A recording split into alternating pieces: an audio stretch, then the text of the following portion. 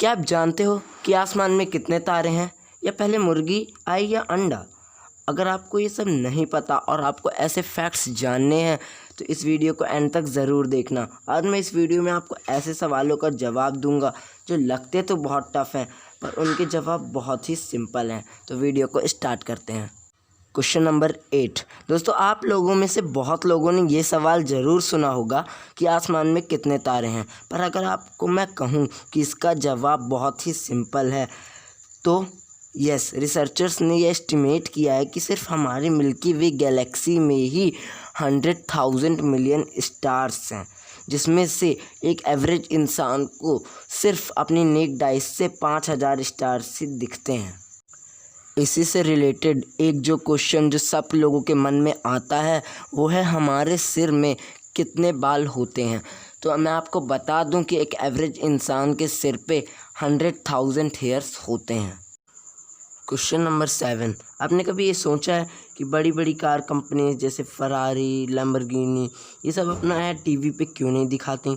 तो इसका रीज़न ये है कि इन कंपनीज़ को लगता है कि जो इंसान इनकी बड़ी बड़ी कार्स खरीदेंगे वो टीवी देखने में अपना टाइम वेस्ट नहीं करेंगे, इसलिए वे अपना एड्स टीवी पे नहीं दिखाती।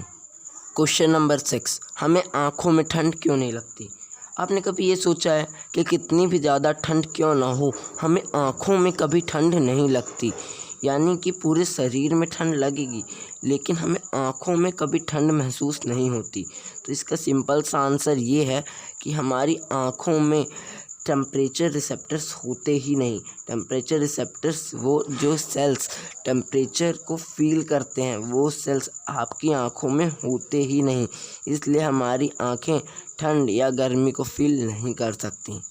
आपको तो पता ही है कि जीरो की डिस्कवरी हमारे ग्रेट मैथमेटिशियन श्री आर्यभट्ट जी ने की थी, लेकिन फिर आपने कभी ये सोचा है कि उससे पहले हम क्या 9 के आगे गिनती नहीं करते थे? तो जिनको ये कन्फ्यूज़न है उनको मैं बता दूं कि आर्यभट्ट जी ने डेसिमल जीरो की डिस्कवरी की थी, यानी कि जीरो को मैथमेटिक्स में डिनोट कैसे करते हैं उन्होंने ये बताया था, इसलिए उससे पहले भी जीरो था और जीरो के आगे गिनती होती थी। Question number 4। आपने ये तो देखा ही है जैसे जैसे इंसानों की उम्र बढ़ती जाती है वैसे वैसे उनके बालों का रंग सफ़ेद होता जाता है। तो आपने कभी ये सोचा है कि ऐसा क्यों होता है? तो इसका रीज़न ये है कि आपके हेयर फॉलिकल्स यानी बालों की जड़ों में बहुत सारे सेल्स होते हैं। उन्हीं में से एक सेल का नाम मेलानोसाइट्स है जो कि मेलानिन प्रोड्यूस करता है और यही मेलानिन बालों को काला रखता है। और जब आप बूढ़े होते हैं तब आपके हेयर फॉलिकल्स के सेल डाई होने लगते हैं और उनमें से ही मेलानोसाइट्स भी डाई हो जाते हैं और वो मेलानिन प्रोड्यूस नहीं कर पाते, इस कारण ही काले बाल सफ़ेद होने लगते हैं। Question number 3। आपके मन में कभी ना कभी ये सवाल तो ज़रूर आया होगा कि हमारे टीवी के रिमोट के आगे का बल्ब कभी जलता क्यों नहीं? तो एक्चुअली वो जलता है पर वो आपको अपनी नॉर्मल आँखों से दिखता नहीं, क्योंकि आपकी आँखें उसकी फ्रिक्वेंसी कैच नहीं कर पाती। अगर आपको इसे जलते हुए देखना है तो आप इसे आराम से अपने फ़ोन के कैमरे में देख सकते हो, क्योंकि फ़ोन का कैमरा इसकी फ्रिक्वेंसी आराम से कैच कर लेता है। Question number 2। मुझे नहीं पता आपको कभी ये सवाल आया है या नहीं, पर मुझे ये सवाल इंटरेस्टिंग ज़रूर लगा। सवाल ये है कि सिर्फ लड़कों की ही दाढ़ी मूंछ क्यों होती है और लड़कियों की नहीं? तो इसका सिंपल सा आंसर ये है कि जो हेयर फॉलिकल्स लड़कों के फेस पे होते हैं वही सेम हेयर फॉलिकल्स लड़कियों के भी फेस पे होते हैं।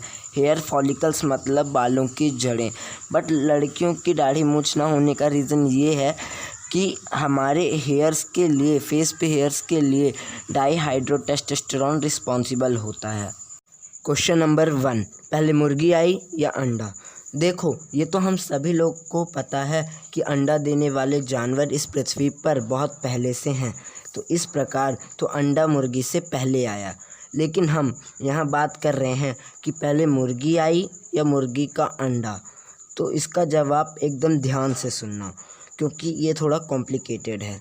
इसे समझने से पहले आपको इवोल्यूशन के बारे में पता होना चाहिए। इवोल्यूशन ही वो चीज़ है जिसके कारण बंदरों से हम इंसानों का जन्म हुआ। तो पहले ये समझते हैं कि इवोल्यूशन होता कैसे है। तो पहले आप ये जान लो कि डीएनए क्या होता है। तो डीएनए ही वो चीज़ है जिसमें आपकी जेनेटिक इन्फॉर्मेशन फीडेड होती है। आप कैसे दिखोगे, आप कैसे बात करोगे, ये सारी इन्फॉर्मेशन आपके डीएनए में होती है। और ये डीएनए कभी भी 100% सही नहीं होता, इसमें कुछ माइनर चेंजेस आ जाते हैं। उन्हीं माइनर चेंजेस को हम म्यूटेशन कहते हैं। और यही छोटे छोटे म्यूटेशन ही जब लाखों सालों तक होते हैं तो वो एक नई स्पीशीज़ बना देते हैं।